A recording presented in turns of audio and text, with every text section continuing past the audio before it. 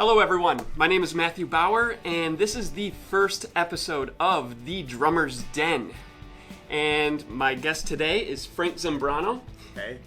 Frank is an accomplished drummer and percussionist right here in Westchester County.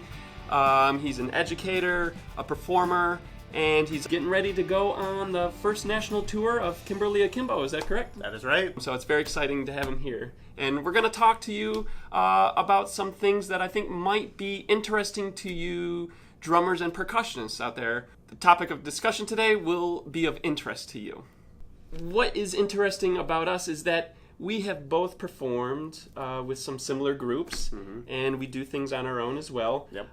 But here's a question that I've been asked before by other drummers, is how do you learn the songs, whether it's original or cover material? What is your process of learning those songs? So if I'm given like a set list of songs, right, I won't even be at the drum set yet. I'll just take it and listen on Spotify, listen on YouTube, whatever, and just listen to it a few times, kind of get the vibe of the song, figure out what the drums are doing. Then maybe I'll take out my notebook, start writing down, like, all right, the form, like verse, 8 bars, chorus, 8 bars, post-chorus, 4 bars, and then go through that. Then I'll go to the drum set and try to start playing if I'm trying to learn by ear. Now, other times, I do like to chart things out and actually write it out. Because when I was taught drum set, I wasn't taught by ear. I was taught by reading music. That's good. That's a good skill, because not a lot of students have that ability to do that. Yeah, exactly. And like when I teach my students drum set, I teach them how to read. That is a like staple. You learn how to read when you're one of my students, if you don't know already. That's great. So I sometimes will actually chart out certain things, like just because like if there's like a fill that I think is really cool from a cover of a song, or like just like the actual song itself, I'm like, I'm gonna keep that because I feel like people will recognize that fill from the song. I'm gonna write that out and try to figure it out, and then put it in there when I play it live. Of course. Other times it's like, okay, just pretty generic fill. I'll pull from my bag of tricks, or just play something that still fits the similar vibe. So okay, yeah. All right, yeah, no, that's important to especially like notable changes in a song or specific fills, like you mentioned. Yep. That's important to have at least in your notes. So when it comes time to actually perform it, Yep. You're not just blowing it up on the spot. Exactly. You're kind of keeping it true to as is. So what's unique about this process is I know there's different systems that people have as far as like shorthand notation, or even if you fully chart out a song. For me personally, how I learn new material quickly is not writing every single note, but the way I chart out a song is I'll listen to it as many times as I need to. Yep. And actually write out the majority of the groove of what I hear. I mean, this is a different process if I'm creating music. This is for songs that are established already. Yes. So let's get that point across. Again, whether it's an original or a cover tune, I'll sit, I'll listen, and I'll write out the main groove. Sure. The verse, the intro, like you said, getting the form. Yeah. Usually songs follow intro, verse, chorus, verse, chorus, bridge, solo section, and then an outro or something like that. Typically, that's the norm. I'll in my notes I'll indicate phrasings with bar lines, double bar lines, repeat signs. Specifically where the verses are, where the choruses are. It's just so for me, it's very clear. And, thankfully, like yourself, I did have an opportunity growing up in learning how to read and write. Yep. And that's an important skill for everyone to have. Absolutely. So for me to learn the song the quickest, I don't even physically touch the drums. I learn the song just by writing it out. Sure. And then I go to the drums and sit down Yeah. and work through those specific rhythms, specific fills, and transitional things. Sure. And that's what works for me. The whole process of getting the songs, learning them, and then rehearsing them with the band, it's sometimes you have a day or two to do that. Correct. You don't have 3, 4, 5 days a week. Sometimes you do. And you have that luxury to take your time and really get into the material. Yep. But sometimes, hey, you get a call and you're on the gig. Yeah. I have to learn like 10 songs overnight. Yep. So and that's happened to me before. Oh yeah. Same. Where I just sat and I didn't even touch the drums. Mm-hmm. I chart everything out. Next day's a rehearsal, and I sit down and just reading through the chart, getting comfortable. Yep. With what I put on paper, and always use pencil. Yes. Never use pencil. Never. Woo! Or try not to use pen if you can help it. Yeah. Because there's always going to be changes, scratches, deletions, additions. Yes. And it gets really bad and messy when you start using a pen. So that's a tip to all you. Always have a pencil in your bag. Sometimes have two. It's always good to have a pencil sharpener and eraser too, if you're really extra prepared. Beautiful. There you go. Always got a pencil in the book bag. Just like your drum keys, always have a pencil in your bag. Yep. Tell me, who did you recently play on the road with? I was with Raquel and the Wildflowers. Raquel and the Wildflowers. Okay.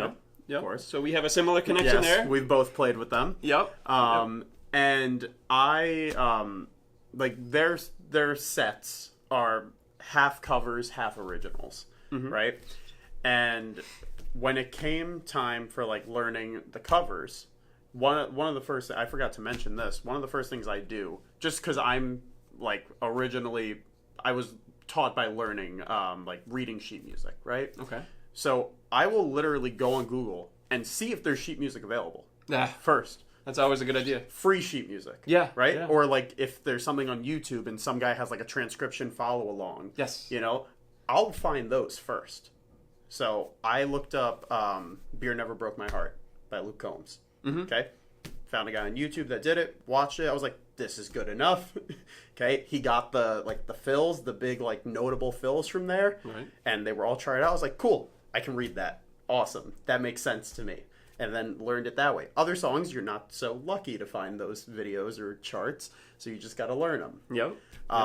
But then also with the originals, okay, you did some of those, I did some of those, so like I had to learn some of your stuff. And I remember I reached out to you as to how to learn one of the songs, and I was like, hey, what are you doing here? What did you do with this?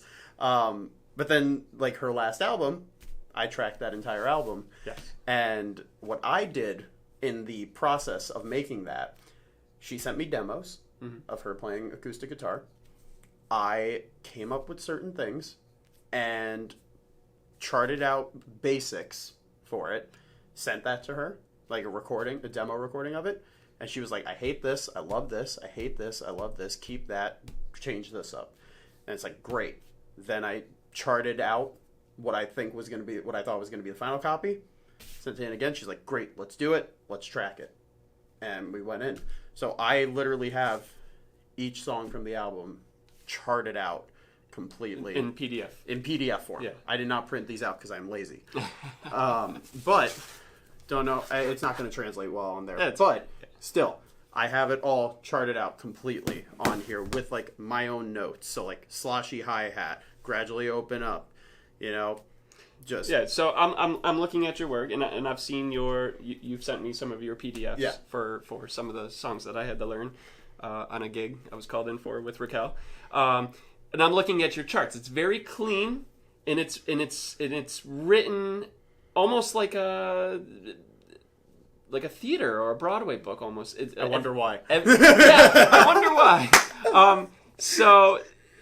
Every measure, at the beginning of each staff, I didn't get that. There's specific. measures, numbers.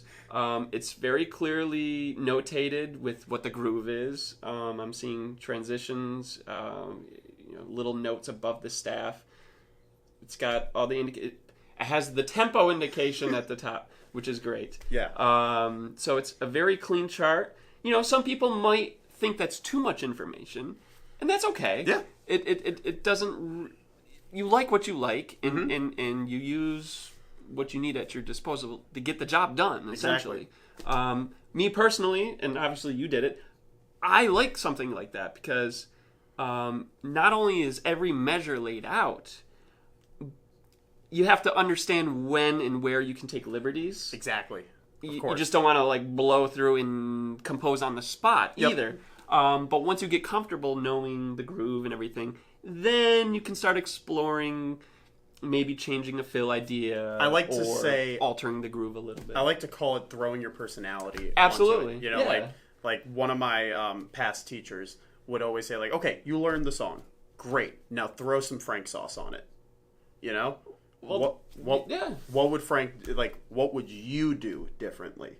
Would you do this fill differently? If so, what is it? Well, of course, that's the beautiful thing. Yeah. I mean, you have 10 drummers in a room, you hand them the sheet music, I guarantee you it's going to be interpreted 10 different ways. 100%. Right? Yep. And that's the beautiful thing of individuality when it comes to playing the instrument. Otherwise, it's like we would all just be cookie cutter robots playing the same exact thing, the same exact way.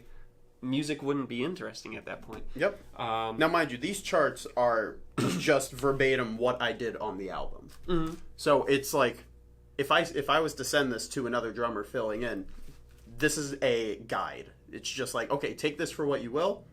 Put Matt sauce on it. Key word right there, guide. Yeah, Yes. it's a guide. Okay, this is what I did. Mm-hmm. That doesn't mean that's what you have to do, but that is what's on the album. Right. So take that for what you will. If there's certain moments where you're like, this is important, I'm going to keep that, then do it. But other times, there are absolutely spots in this song specifically where you can do whatever you want, and it'll fit as long as you are, you stay true to the whole vibe of the song. So Yeah. yeah, No, that's a good point. yep. So I'm actually going to come clean here a little bit. Some people may have seen, or some people might not know, but when I perform, doesn't matter if it's with the original act I play for or somebody I'm filling in with. I always have my charts with me. Even if I know the music, finally it's fully committed to memory, I still have them in my stick bag. Yep. But, so for example, this year, I currently tour and perform with country artist Jessica Lynn. Yep. We have released, 4 or 5 new original tunes. And for some reason, the songs aren't physically hard to play. Sure. And again, my process is I chart out the songs and kind of create the parts. But for some reason, these few new songs, I just had a hard time memorizing them. They just weren't sticking. And it's funny because some songs, and I'm sure this is with you too, some songs you can just memorize like that. And some songs, they're not hard, but I'm just like, why can't I remember the form? Or how many bars is this? And so here's where I'm outing myself. I personally, so when I have gigs, I have it's a 1/2-inch little, I forgot the size. It's like a 8.5 by 5.5 inch little black binder, not colored, so it kind of blends in, it hides. And I got the small protector sheets, and I just cut regular 8.5 by 11 inch paper in half. Yeah. So then I do one sheet per protective sleeve, and I always have my charts right here, inconspicuously next to my snare drum or at my hi-hat, and it sits right there, and it's out of the way. It's even if there's photography, nobody sees it. It's kind of just there as a crutch in case something happens. Sure. And so just up until recently, I'd say probably I've been on the road in and out since the beginning of June, all of June, and even the first part of July. I had my charts on stage with me, and I was like, I'm not staring at them either while I'm playing. You still have to perform. Yep. It's there to glance at and, okay, there's 8 bars left in this phrase. Or the solo's coming up. I forgot about that, Yep. And I wanted to wean myself off as quick as possible, of course. And recently, now the whole show is committed to memory. I can play it back to, like, the back of my hand. Yep. But I still have them in my stick bag because you know what? You never know. It's like, hey, let's extend this section. I got my pencil. I've got my charts. I got my notes. Yep. Because guess what? Like, later on, if you don't write that down, oops, I forgot. And it's like, ugh. So me personally, this is what works for me, is I keep my charts and I handwrite these. I don't put these in the computer like Frank does, but I try to write as neat as possible. And I have the whole song, start to finish, with the form. Yep. I usually indicate changes in the form with V1 for verse, sure.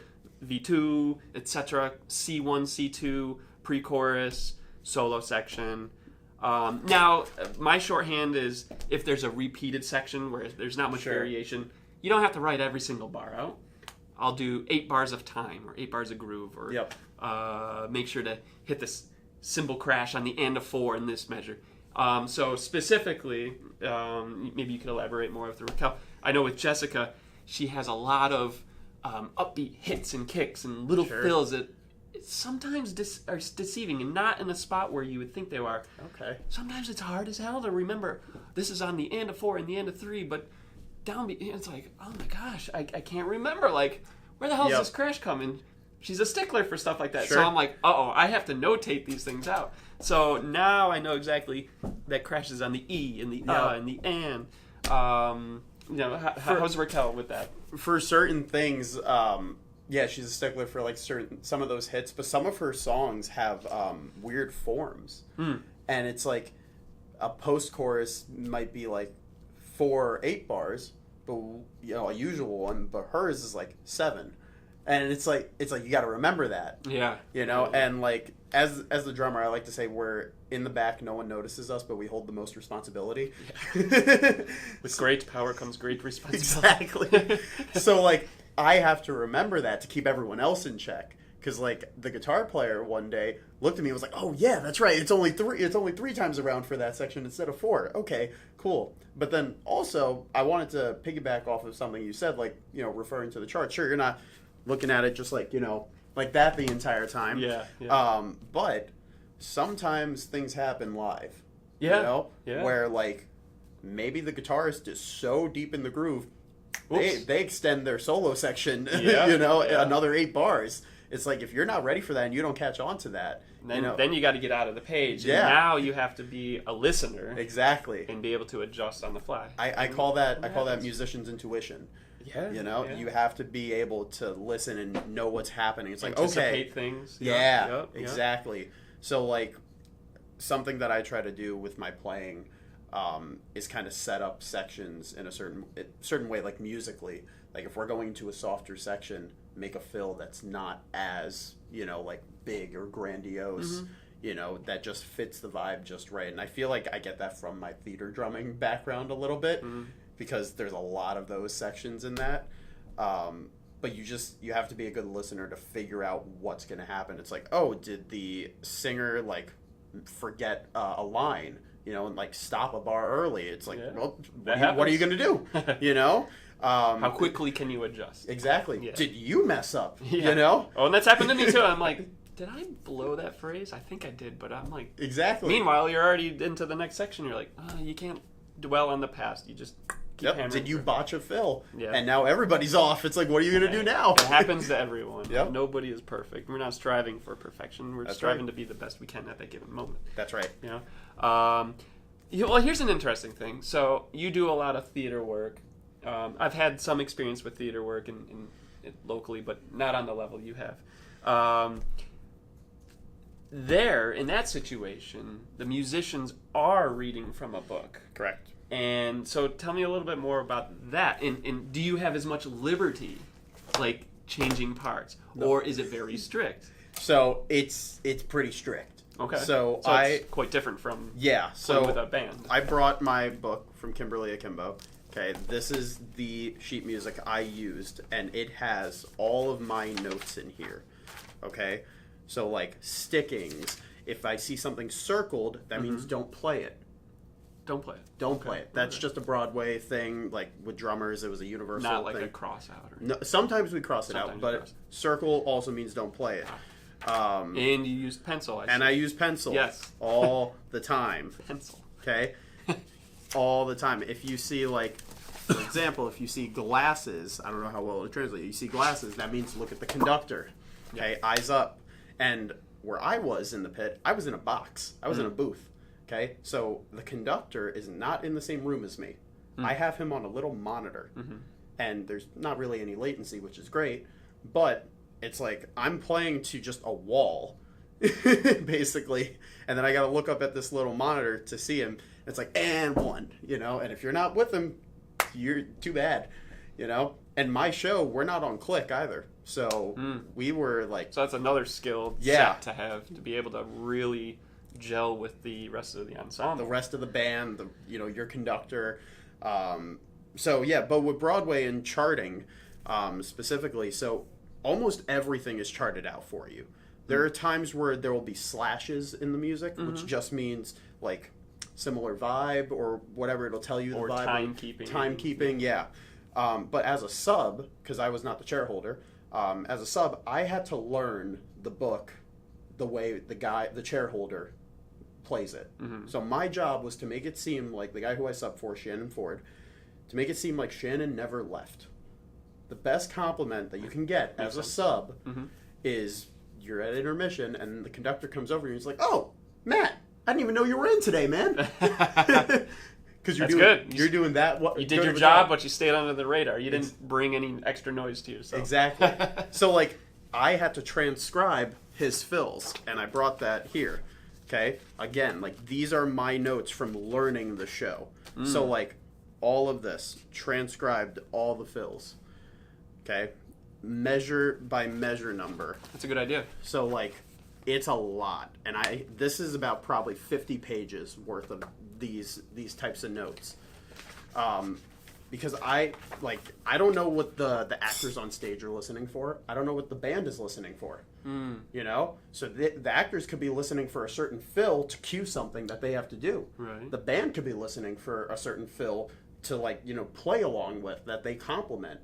I'm sure over time you kind of figure those things out as you go. Of course. And then, in rehearsals, it's like, hey, kick up that fill there a little bit more, or tone back here, or listen for these instruments here. Or whatever. Well, here's the issue with what you said, Matt. What's that? We don't get rehearsals. Oh, no rehearsals. No rehearsals. So you're just in. So when you're learning the show, you're going to see the show from the pit, and I took those notes in the pit, right? You're watching Shannon play the show. Okay, as many times as you need, really. You get to practice at the theater by yourself with, audio recordings of the show. But then your first time with the band is the first time you play the show. Wow. A lot of responsibility. And it's like a 2.5-hour heart attack. Yeah, it's terrifying. Your heart is the entire time. Yeah, don't make a mistake. Don't make a mistake. I made plenty of mistakes my first show, but I didn't get a single note about it, surprisingly. I don't know why. I mean, you know what you need to... Of course. You know what you missed, but what you got to my mistakes weren't enough to train wreck the show. It was just oh, that could have been more in time, or, oh, I botched that fill a little bit, but I still landed on the downbeat, stuff like that. So it wasn't enough to train wreck it, but it was just things that, I kind of, slapped myself on the wrist for. Okay. But yeah, so I would transcribe all of his fills to the point where I sounded like Shannon. Now, there are points in the show where I can throw my personality in there. Okay. And I asked him, I was like, "Hey man, this fill you do, I noticed you do it differently every night. Why?" He's like, "Oh, because it's fine. You can do it differently every night. As long as you make sure it's all 16th notes or all triplets or whatever, it's fine." They're looking for that rhythm, not necessarily the way I orchestrated it, but that rhythm. There was another portion in the show where there's a brush tune, right? And he does a 9-stroke roll on the brushes. I suck at brushes. I'll be the first to admit it. I suck at brushes. And then doing doubles on brushes, forget about it. So I told Shannon, I was like, I don't think I can do it cleanly. He's like, "That's fine. Do a triplet." And I'm like, okay. And it worked. And I didn't get a single note about it. Nobody said shit. Okay. So I was like, great. And like, yeah, like it's just if no one says anything, you're good. No notes is good. No notes is good. All right. No notes is good. But take plenty of your own notes. Of course. So you know what you're of doing. course. So, all right. So you have experience in vastly, or two different, what am I trying to say here? Vastly different worlds, I guess. Mm-hmm. Broadway type drumming, theater type drumming, where you're reading from a score. Everything is, or most things are notated. Sometimes there is a notation, Correct. and you're supposed to know the style and groove. For the sake of conversation, let's say everything is notated out, and you're reading and performing and playing, and a lot of simultaneous responsibility. Not that when you're playing with a band on the road, there isn't that, but it's a different feel. You have your own personal charts if you use them on the road. Is there one style or format that you find harder, or one that you tend to prefer, or as an overall musician, it's just a matter of adapting to the situation? No, what do you mean by like style? I guess as far as like charting goes, do you prefer to read something like a theater book, or if you have notes on the road in a band, you're learning like a bajillion cover tunes, and it's just like you kind of scratch them together real quick. It's like, I've never heard of these songs, but I'm just this is basically what it's going to be. And is there one of the, like, do you like them equally, or do you prefer one or the other? I prefer, like, if there's already a pre-made chart, I will take that any day. Okay. Any day. Like, and there are some people who freak when you put music in front of them too. No. And it's like, it's like reading a whole different language. Yeah, and that's what, that's Which what it is. That's what music is. Yeah. Music is a whole foreign language. But I have to, I go through my own ways of, validating the chart, in a sense. Like, if I find a chart, it's like, cool, now let me make sure it's correct. So I'll listen to the song with the chart and be like, what did they get wrong? What did they get right? Is this usable? Quote unquote. Can I use this as a guide? Now, I'm not saying that, I'm going to play that chart verbatim, but I'm going to, like I said with my charts, if I give that to someone, I don't expect them to play it verbatim. If they do, cool, it doesn't matter to me. But, use it as a guide, and then throw your own personality on it. Right. So, that's what I want to do with, somebody else's chart as well. So, if I find a chart for Man, I Feel Like a Woman, Shania Twain, right? I'm going to look at it and be like, okay, cool, yeah, this pretty much lines up. Great, now where can I add my flair into it? I'll use it as a guide, read it down, practice it like that, and get the form, and then throw the Frank sauce. Good points. Yeah. And I'm not knocking your style. I love this too, and I will use this 100%. Yeah, I've sent you a bunch of you're like, hey, can you send me this cover, this cover, this cover? And I'm like, yeah, I have them somewhere. And the whole reason why I asked him is because I couldn't find charts of that online. And I was like, well, Matt's played with them. Let me see if he's done these songs with him and with them, and see if he has charts for it. And you did for some of them. Other ones I just resorted to learning on my own, which was fine. Yeah. And I got the job done. But your charts helped out a lot, and they were very easy to understand for me too. And that's the whole thing, being adaptable when reading as well. Right. So no two charts are going to look the same. Right. And I know there's other systems that people have, and I've seen things that look like chicken scratches, and it's like God, the Nashville System. Honestly, I can't really talk too much about that because I don't really understand how that works. It looks like hieroglyphics. Yeah, that's a whole nother. I'm like, you know what? I just want to play the song. I don't want to learn a whole new system. Yeah. Supposedly, it's faster and more efficient. If you use the Nashville System, I'd like to hear your thoughts on that. Same. I don't really have any experience with that, so it'd be kind of cool to hear more people kind of talk about that approach and how it works in charting. Yep. Supposedly it's faster and more efficient, but use whatever works for you. Yes. And whatever gets the job done in the moment. 100%.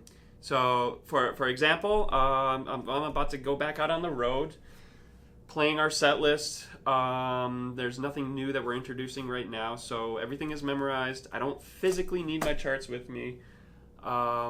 Maybe for one gig, because I'm actually playing everything on cajon, so it might be good to kind of just have them there as a reference, because the mechanics of cajon playing is... I'm comfortable playing that instrument. I know a lot of drummers have... I don't know why. Something against playing the cajon. I don't know People either have something against it or else they get scared. They're like, it's a box. Yeah. Ooh. I mean, it does take proper technique to really get the sound and to not destroy your hands. I've seen people destroy their hands. That's another topic for another day. But so I don't physically need my charts, but I am preparing for Halloween already. Gross. Already. And so for Halloween, it's going to be all covers, a few originals, I think, thrown in there. Obviously, I know those. So the songs that I haven't physically played on the drums before, I know all these tunes. Mm-hmm. I've played percussion on them, but I've never like sat down and played the drums. Sure. For the sake of time, flying and traveling, riding in the car, I'm going to have all the songs that I need. I've got my small little papers, and I'm going to listen to the songs and just chart out the forms. Mm-hmm. Again, it's covers. Not that I treat covers any less than originals. Sometimes you just be like, oh, okay, I can get by with it. I know the groove. I know the song. It's just like a couple chicken scratches here. Just enough to like understand the form of the song, the flow, where the changes are. That's really what's important. Yep. So I'm going to be working on that in the next couple of weeks. And I don't know, a whole slew, maybe a dozen cover songs for Halloween, ranging from the 50s, 60s, 70s, 80s, and current music. Mm-hmm. So it runs the gamut of different styles. Yep. But you're getting ready to go on the road, so you're not looking to have to chart anything out in the near future, because you're going to be gone for how long now? 18 months. 18 months. A year and a half on the road, playing the same book. So I've heard stories of Broadway musicians, whether they're on tour or actually on Broadway, of people who have played the show for so long, having games like, how far can you go into the show from pure memory without even having to look at your book? And I've heard different stories and things like that, and I'm sure after playing this book for 18 months, you'll probably get to that point. 100%. I predict by like month 6 or 7 I'll have this thing memorized, if not sooner. But like, I've heard stories of drummers that are on a Broadway show for like 6 years. Okay, they're the chair holder for that show for 6 years. Yeah, they absolutely have the show up here memorized. I would hope so at that point. But they keep their sheet music out at all times. Yeah. And the reason being, it's a few different reasons, and it varies from drummer to drummer, but some people like to have it for safety. God forbid they forget a single thing. Mm-hmm. Other people, like me, if I was to ever get to this point, because I would never take my sheet music off the music stand, it gives my brain something to do. I like reading the music. I personally enjoy, like, my eyes going along the page and like seeing what comes next. It gives me something to do, gives me something to follow along with, like, I love that. So it varies on the drummer, Makes sense. Some other people, they're like, no, I don't want to see that ever again in my life. I don't want to see the sheet music ever again. I have it up here. I don't need that. Yeah. Like, and again, even if you've been playing it for years, things happen. Of course. So I understand. Like, you have it there. Oops, vamp. Vamp, yeah. When in doubt, vamp. Yep. So it's a safety net to have your charts there. Yep. And I've seen many drummers, no music. Yeah. Whether I'm talking bands on the road. Typically, if you're going to see a national Broadway tour or any show in the city, they all have their music. So yeah.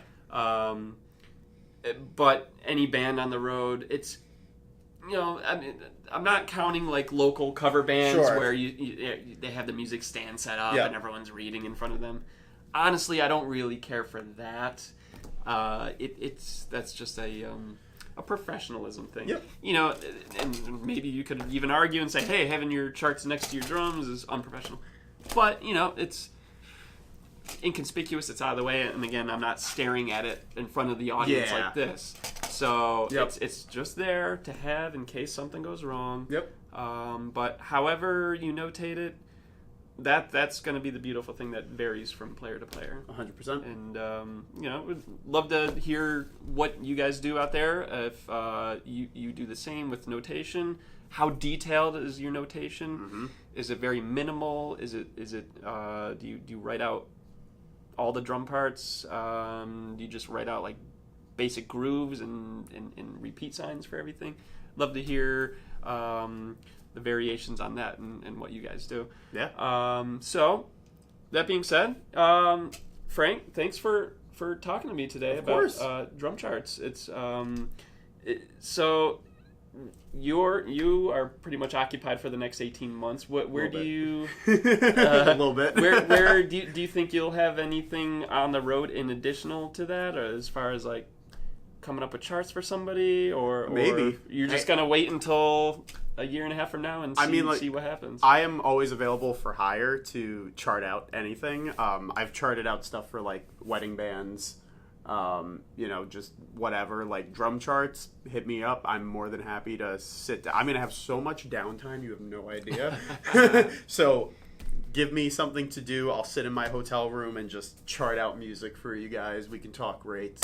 But yeah, I do that in my free time as well. It's a fun hobby. So yeah. But other than that, I'm not gonna have much else work. Like, okay. That's gonna be your job. This is gonna be my job. That is your job. Yeah, so. Just keeping occupied with this. Awesome. So, yeah. Very good. Well, that's it for this first episode. Hopefully, you took a little bit of some knowledge and inspiration away from this podcast. And again, let us know how you guys chart, and we'd love to see and hear more of what your examples are. Yeah. All right. Thanks, Frank. Thank you. Alrighty. So if you want to check out more of Frank's work, hit him up on the social medias. What do you have? Facebook, Instagram? Yeah, Facebook, Instagram. Instagram's probably the best place to reach me. Just at Zambrano Drums. Pretty active on there. Shoot me a DM. Let's chat. Yeah. Great. Excellent. Yeah.